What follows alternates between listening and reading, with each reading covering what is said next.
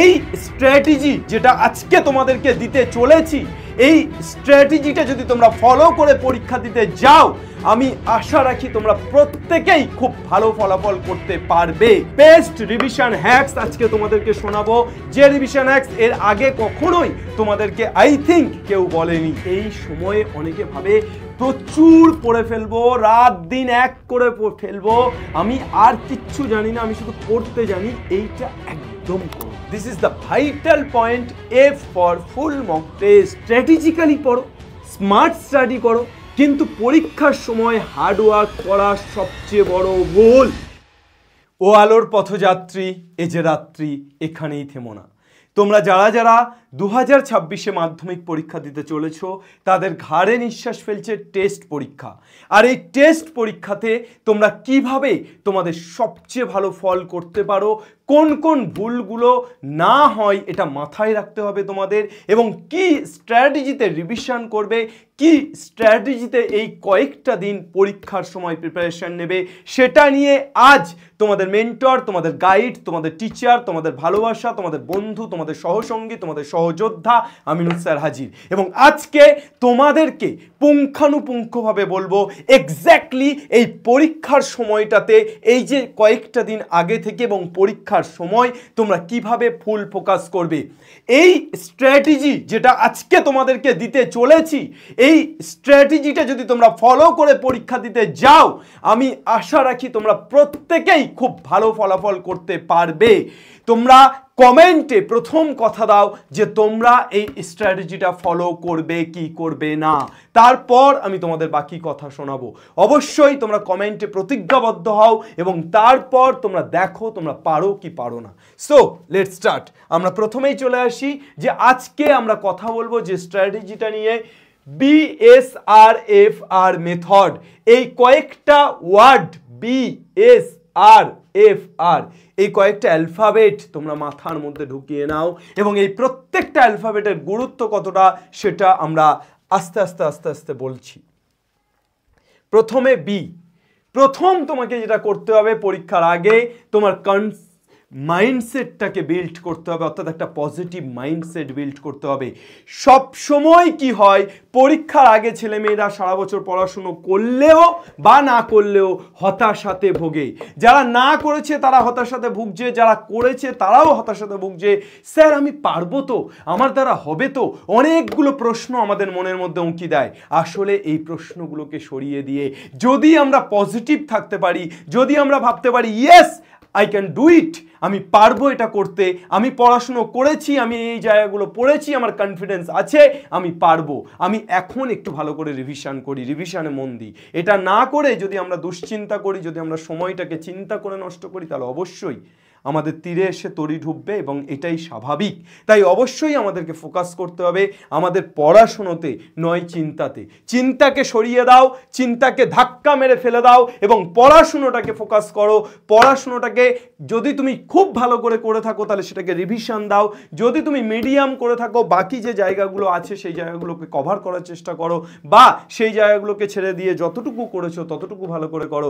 আর যদি তুমি একদম কম করে থাকো তাহলে অবশ্যই কয়েকটা চ্যাপ্টার, কয়েকটা অনুশীলনী যেগুলো তোমাকে ভালো মার্কস এনে দিতে পারে সেগুলো চেষ্টা করো।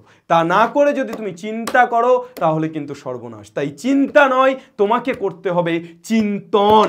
ওকে, তো পজিটিভ মাইন্ডসেটটাকে বিল্ড করতে হবে, এটা সবচেয়ে আগে জরুরি।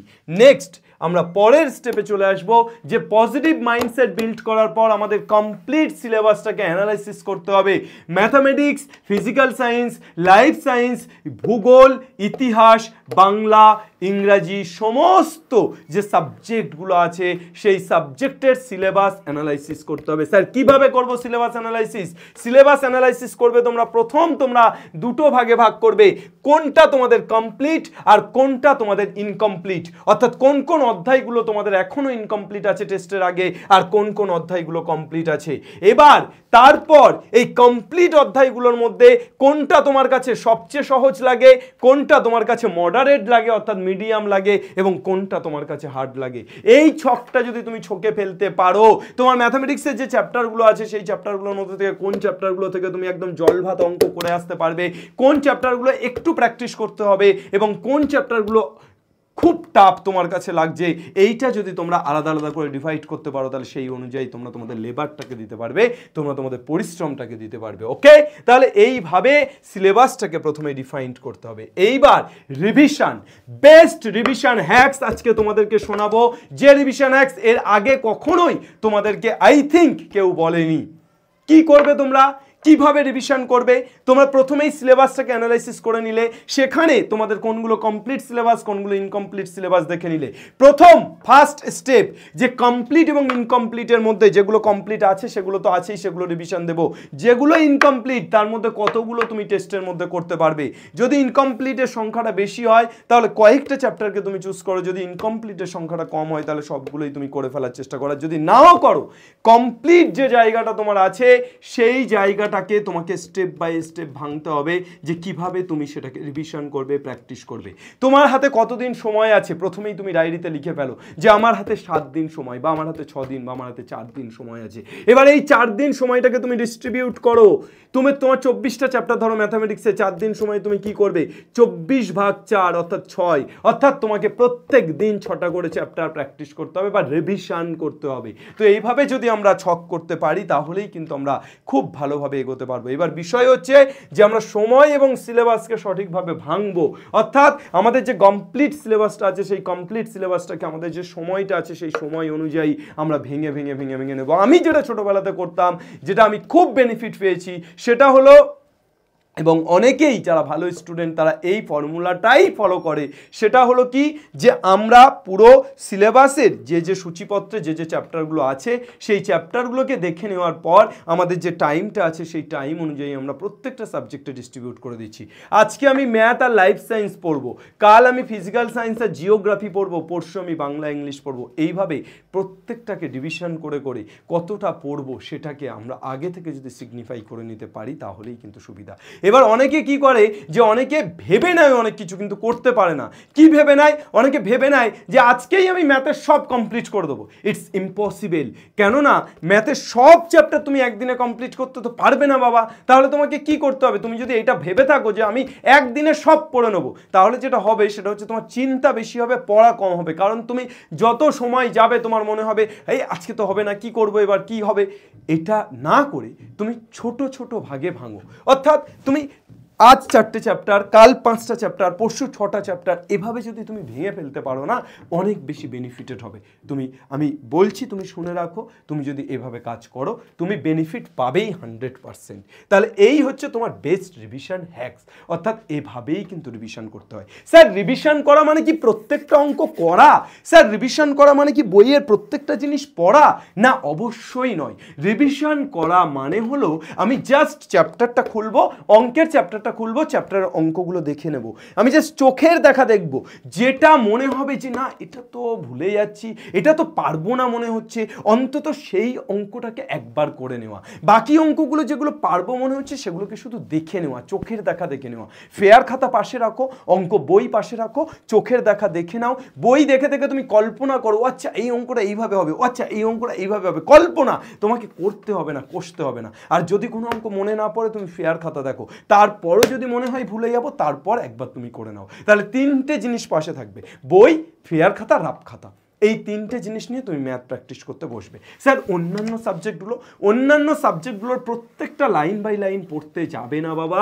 পরীক্ষার সময় লাইন বাই লাইন পড়াটা একদম উচিত নয়। কি করবে স্যার? স্যার আমি যেটা করব সেটা হচ্ছে যে আমার অবশ্যই প্রত্যেকটা সাবজেক্টের নোট আছে, কোন চ্যাপ্টার থেকে কোনগুলো বেশি ইম্পর্টেন্ট, একটা মাইন্ড ম্যাপ আছে যে এই চ্যাপ্টার থেকে এই এই জিনিসগুলো আছে, সেই মাইন্ড ম্যাপ ধরে এবং সেই নোট ধরে তোমাকে জাস্ট দেখে নিতে হবে। প্রত্যেকটা লাইন যদি তুমি পড়তে যাও ইটস টেন্ডস টু ইম্পসিবল। ওকে, চলো next. Yes, this is the vital point, F for full mock test, অর্থাৎ টেস্ট এক্সামের আগে একটা ফুল মক টেস্ট দেওয়া অত্যন্ত জরুরি তোমাদের জন্য। টেস্ট এক্সামের আগে একটা ফুল মক টেস্ট অন্তত প্রত্যেকটা সাবজেক্টের একটা করে, আমি বেশি বলছি না, ফাইনালের আগে আরও দেবে, কিন্তু এখন প্রত্যেকটা সাবজেক্টের অন্তত একটা করে ফুল মক টেস্ট তোমরা দাও। ওকে, এবার স্যার আর কি? আর হচ্ছে এই সময়ে অনেকে ভাবে প্রচুর পড়ে ফেলবো, রাত দিন এক করে ফেলবো, আমি আর কিচ্ছু জানি না, আমি শুধু পড়তে জানি। এইটা একদম করো না। স্ট্র্যাটেজিক্যালি পড়ো, স্মার্ট স্টাডি করো, কিন্তু পরীক্ষার সময় হার্ডওয়ার্ক করা সবচেয়ে বড় ভুল। কেন? আমি এটা পরীক্ষিত সত্য, অনেকের ক্ষেত্রেই দেখেছি, আমার অনেক বন্ধু বান্ধব, অনেক স্টুডেন্টকে দেখেছি, তারা ভালো স্টুডেন্ট হওয়ার সত্ত্বেও, ভালো ক্যাটাগরির স্টুডেন্ট হওয়ার সত্ত্বেও শুধুমাত্র পরীক্ষাতে কম নাম্বার পায় এই একটা কারণের জন্য, পরীক্ষার সময় এক্সট্রা টেনশন করে ফেলে, পরীক্ষার সময় ওভার ভেবে ফেলে। এই জায়গাটা যদি তুমি নিয়ন্ত্রণে রাখতে পারো, যদি তুমি তোমার ভাবনাকে কন্ট্রোল করতে পারো, যদি তুমি স্মার্ট ওয়ার্ক করতে পারো, তাহলে অনেক বেশি বেনিফিট পাবে। তাই পরীক্ষার সময় মেন্টালি এবং ফিজিক্যালি ফিট থাকতে হবে। পরীক্ষার আগে পরীক্ষার হলে যেতে গিয়ে আমি বারবার বমি করছি, আমার শরীর খারাপ হয়ে যাচ্ছে, মাথা যন্ত্রণা করছে, এই ধরনের সমস্যা যাতে না হয় তার জন্য আমাকে মেন্টালি রেস্ট দিতে হবে এবং অবশ্যই তার জন্য ফিজিক্যালি ফিট থাকতে হবে, অর্থাৎ খাওয়া দাওয়া ঠিকঠাক করতে হবে। পরীক্ষার সময় এটা মেন সমস্যা হয় যে খাওয়া দাওয়া ঠিকঠাক হয় না। মনে রেখো, এই যে টেস্ট এক্সাম তোমাদের, এটা কিন্তু তোমাদের নেট প্র্যাকটিস। তোমরা এখনো ফাইনালে নামোনি, তোমরা এখনো বিশ্বকাপের জন্য ব্যাটটা হাতে নাওনি, সেটা তোমরা মাধ্যমিকে নেবে। তাই এই নেট প্র্যাকটিস খুব যত্ন সহকারে, খুব স্মার্টলি যদি তুমি করতে পারো, তাহলেই তোমার মনে রাখবে যে ফাইনালে তুমি ভালো করতে পারো, অর্থাৎ তুমি বিশ্বকাপে ছয়গুলো হাঁকাতে পারবে। তাই নেট প্র্যাকটিসকে যেমন একেবারেই অনীহা নয়, একেবারেই নেট প্র্যাকটিস ধর ও কেউ করে নাকি এভাবে ছেড়ে দেওয়া নয়, ঠিক তেমন একই রকমভাবে অত্যাধিক প্রেশার নেওয়াও নয়। অর্থাৎ ব্যালেন্স মেনটেন করে তোমাকে এই জায়গাটা করতে হবে যে এই প্র্যাকটিস, এই পরীক্ষা আমাকে মাধ্যমিকের ভিত তৈরি করবে। তাই এই পরীক্ষার গুরুত্ব আমার কাছে অনেকটাই, কিন্তু এই পরীক্ষা দিতে গিয়ে আমি যদি অসুস্থ হয়ে পড়ি আর মাধ্যমিকটাই খারাপ দিই বা 3 মাস অসুস্থ হয়ে শুয়ে থাকি, সেটা কাম্য নয়। তাই অবশ্যই এভাবে তোমরা প্র্যাকটিস করো, অবশ্যই যে ফর্মুলা বললাম, যে স্ট্র্যাটেজি বললাম, যে ট্রিক্স বললাম, সেভাবে তোমরা এগোও। আমি আশা করি তোমরা অনেক অনেক অনেক ভালো ফল পাবে। কথাগুলো শুধু মাথায় রাখো, যেভাবে বলছি সেভাবে অনুসরণ করো। কথা দিচ্ছি তোমাদের হাত ছাড়বো না, হাল ছাড়বো না, এগিয়ে যাও, সাথে আছি। সাথে আছি কেন বলছি? তার কারণ সাথে অবশ্যই অলরেডি আছি। আমাদের এসওই বাংলাতে, এসওই 9-10-এ তোমাদের জন্য প্রত্যেকটা ক্লাস 10-এর ম্যাথ চ্যাপ্টার ধরে ধরে করিয়ে দেওয়া হচ্ছে। প্রত্যেকটা চ্যাপ্টার যেভাবে করানো হচ্ছে, তোমরা যদি একটু ভালো করে এই চ্যাপ্টারের একটা মাত্র ভিডিও 40 মিনিট, 45 মিনিট, 1 ঘন্টা বা 1.5 ঘন্টার ম্যাক্সিমাম এই ভিডিওটা যদি দেখে নিতে পারো, সেই চ্যাপ্টার তোমার কাছে জলবাত হয়ে যাবে। এটুকু কনফিডেন্স, এটুকু কথা তোমাকে দিতে পারি। তাই অবশ্যই প্রত্যেকটা চ্যাপ্টার তোমরা একটু ভালো করে দেখে নাও। আশা করছি তোমরা প্রত্যেকটি চ্যাপ্টার দেখে নিলে খুব ভালো করতে পারবে। চলো নেক্সট, আর কিছু খুব একটা বলার নেই। এসওই 9-10, এসওই বাংলা এবং এসওই যেই সাবস্ক্রাইব করে নিও, পাশে থেকো।